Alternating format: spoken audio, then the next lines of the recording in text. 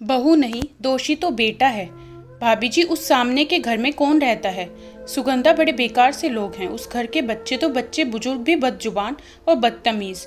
1 साल से देख रही हूँ, इन्हें सुबह से शाम तक 4 बार ही दरवाजा खुलता है। एक बार जब घर का मालिक बाहर जाता है, दूसरी बार जब बच्चे स्कूल जाते हैं, तीसरी बार जब बच्चे वापस आते हैं और चौथी बार जब मालिक वापस आता है। अरे अजीब लोग हैं। औरतें भी कभी बाहर नहीं निकलती, या औरत है ही नहीं। होगी क्या नहीं, सुगंधा बीबी है, माँ है, शनिवार रविवार को कभी कभी बाहर दिख जाती हैं। आपकी कभी बात नहीं हुई उन लोगों से? एक बार आंटी को नमस्ते किया था और पूछा था कैसी तबीयत है आपकी आंटी, तो अजीब ढंग से बोली, ठीक है, खराब होती तो यहाँ नहीं, अस्पताल में होती। ना बताओ, ऐसे भी कोई जवाब देता है कि सुगंधा? और वो भाभी तो सामने से अजनबियों की तरह निकल जाती है। 1-2 बार मैंने हाथ भी हिलाया, मुस्कुराई भी, पर उधर से कोई ना कोई जवाब मिला, न चेहरे पर कोई भाव आए, तो मैंने भी छोड़ दिया। मुझे क्या पड़ी है भाई। अच्छा किया भाभी जी जो मुझे उनके बारे में बता दिया। मैं तो 1-2 दिन में उनसे मिलने जाने का सोच रही थी। मिठाई का डब्बा लेकर, आखिर एक ही फ्लोर पर हैं हम, और सबसे पास के पड़ोसी भी। पर कोई खुद मिलने जुलने में रुचि ना रखे तो किसी को क्या मतलब। तुम्हें आए अभी 15-20 दिन ही हुए हैं ना सुगंधा, कुछ महीनों में तुम्हें खुद भी पता चल जाएगा। खैर, मैं चलूँ, कोई ज़रूरत तो फ़ोन कर देना।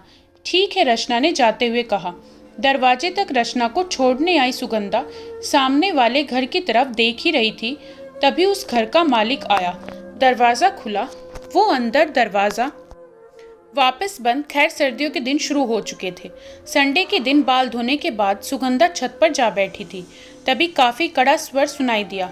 नीचे से जीने से झांक कर देखा, सुगंधा ने सामने वाले घर का मालिक लिफ्ट के सामने खड़ा बहुत बुरी तरह से डांट रहा था अपनी माँ को। क्यों, कहाँ जा रहे हो, कहाँ जा रहे हो कि रट लगाकर यात्रा खराब कर रही हो? आज संडे है तो ले जा रहा हूँ, तो थोड़ा बहुत घुमाने फिराने अपने परिवार को। इनको हमारे पीछे पड़ने के अलावा कोई काम भी है क्या? दुनिया में बच्चे पीछे से आ रहे हैं, चलिए ना, क्या इनकी बातों में पड़ रहे हैं? हमें साथ बाहर जाता देख इनको जलन रही है। और क्या अंदर से आती सजी सवरी उनकी पत्नी भी सास के खिलाफ जहर उगलती आई। और हाँ, दरवाज़ा तभी खोलना जब हम लोग वापस आएं, ये नहीं कि कहीं मटर गश्ती करने निकल जाना बाहर। बेटे ने पहले से भी ज़्यादा कड़े स्वर में कहा।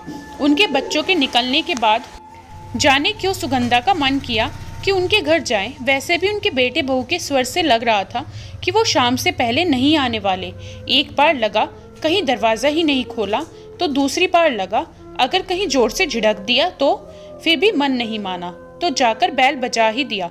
क्या है, कोई घर में नहीं है? मुझे पता है आंटी, मैं तो आपसे ही मिलने आई हूँ, कुछ टिप्स लेना था। सुगंधा ने झूठ बोल दिया। मुझसे मिलने? क्यों, मैं किसी काम की हूँ जो कोई मुझसे कुछ पूछेगा? जाओ, बेकार का मेरा और अपना समय मत बर्बाद करो।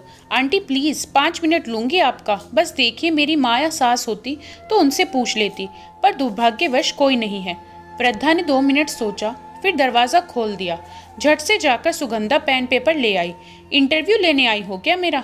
अरे नहीं आंटी, मैं पत्रकार थोड़ी ही हूँ, बस आपसे पूछने आई थी कि 5 किलो आम का अचार अगर डालना हो तो क्या क्या और कितने मसाले डलेंगे? आज शाम को लाने जाऊंगी, अगर आप बता देती तो। सुगंधा ने देखा आंटी के चेहरे का तनाव थोड़ा कम हुआ और उन्होंने उसे अंदर आकर बैठने कहा। सुगंधा ने देखा वहाँ एक प्लेट रखा था जिसमें सूखी रोटी और पानी जैसे दाल की एक कटोरी थी। आंटी वो प्लेट अंदर रखाई और फिर याद कर करके सुगंधा को मसाले बताने लगी। आंटी, आपका यही बेटा है क्या सिर्फ, या फिर और भी बच्चे हैं? बस यही है, इसी का तो फायदा उठाता है, आंटी बड़बड़ाई। फिर मसाले और उनके माप बताने लगी। ज़्यादा बात तो नहीं की उस दिन आंटी ने अपने और अपने परिवार वालों के बारे में, पर जब सुगंधा लाने लगी तो उससे ये ज़रूर कहा, तुम सारी तैयारियां करके रखना, जिस दिन मुझे मौका लगेगा आकर अचार डाल दूंगी और तुम सीख भी लोगी। सुगंधा सारा सामान ले आई और आंटी की प्रतीक्षा करने लगी। 4 दिन बाद ही आंटी को अपने दरवाजे पर खड़ा देखकर सुगंधा को बहुत अच्छा लगा। देखो, मेरी बहू 1-8 घंटे में लौट आएगी, तो जल्दी कर लो। आंटी, क्यों डरती हैं आप अपनी बहू से इतना? मेरी भी तो सास थी, न कभी उन्होंने मुझ पर रौब दाब दिखाया, ना ही मैंने कभी उन्हें डराने की कोशिश की। तेरा पति अच्छा होगा, मेरा तो बेटा ही। खैर छोड़ो ये सब बातें कहकर आंटी जल्दी जल्दी अचार डालकर चली गई। आंटी, फिर आना, मौका लगे तो। आना, सुगंधा ने कहा।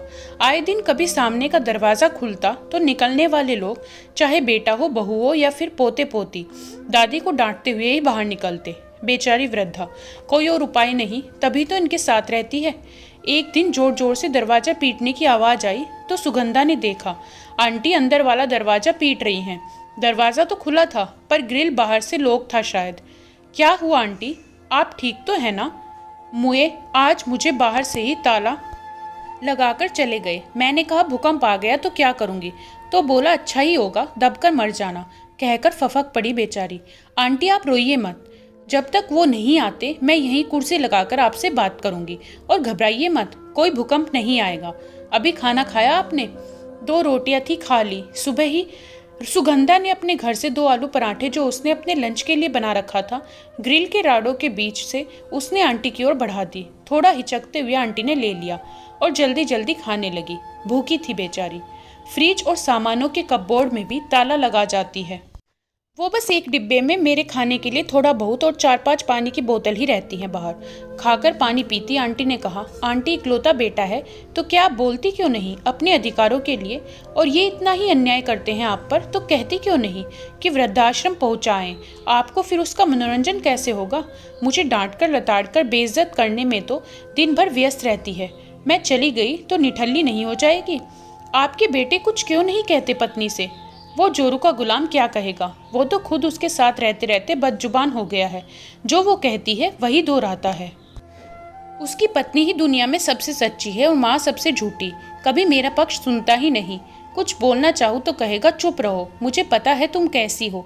सच में बहुत बुरी हूँ मैं, तभी तो तुझ जैसी संतान पर भरोसा कर दूसरी संतान ही नहीं की। बोलते बोलते आंटी की आंखें भर आई और वो वहीं बैठ गई। शुरू से ही ऐसे थे क्या ये भैया? नहीं, शादी के बाद जब मेरे पति गुजर गए और मैं इनके पास आकर रहने लगी, तब दुख में 6 महीने तक ना कुछ बोली और ना कुछ की। उसी दरमियान औरत ने इतना कान भरा कि ये मुझे दुश्मन समझने लगा अपना। पर फिर भी बेटा, मैं औरत की गलती नहीं मानती।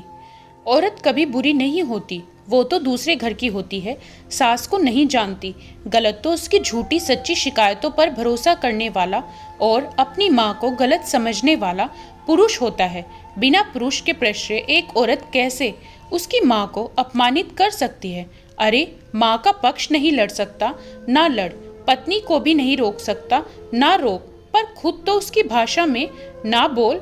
यही कह रही है आंटी, मेरी दादी भी कहती थी, औरत को बुरा पुरुष का शय ही बनाता है। अगर पहले दिन भाई साहब कह देते कि अपनी माँ की बुराई मैं नहीं सुनूंगा तो बात इतनी बढ़ती ही नहीं। और सिर्फ बेटे बहू ही नहीं, पोते पोती तक भी मेरी बेइज्जती का एक मौका नहीं छोड़ते। ये देखकर और मन घुटता है। चलो, मेरी तो ऐसे ही कटी है, मरते दम तक यही चलेगा। रोटी के लिए धन्यवाद बेटा, बहुत स्वादिष्ट बनी थी। चलो, तुम भी कितनी देर तक बैठी रहोगी?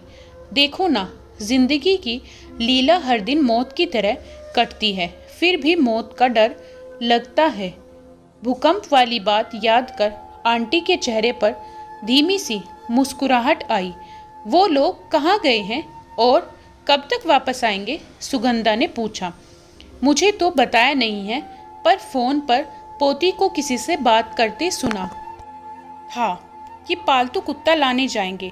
मम्मी जो दादी की वजह से हमेशा परेशान और डिप्रेस्ड रहती है, घर में पप्पी रहेगा तो उसमें उलझी रहेगी, व्यस्त रहेगी।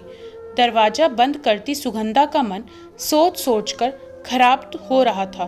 दादी के परेशान करने का इलाज कुत्ता लाकर किया जाएगा। कभी उस दादी को एक इंसान का दर्जा देकर तो देखें। पर वो कहते हैं ना, जानवरों को तो जानवरों का साथ ही भाएगा, ना सास तो ठहरी इंसान। दोस्तों, कैसी लगी आपको ये कहानी? हमें कमेंट करके ज़रूर बताएं। वीडियो को लाइक करें, शेयर करें और चैनल पर नए हो तो सब्सक्राइब ज़रूर करें, जिससे हमें मोटिवेशन मिलेगा।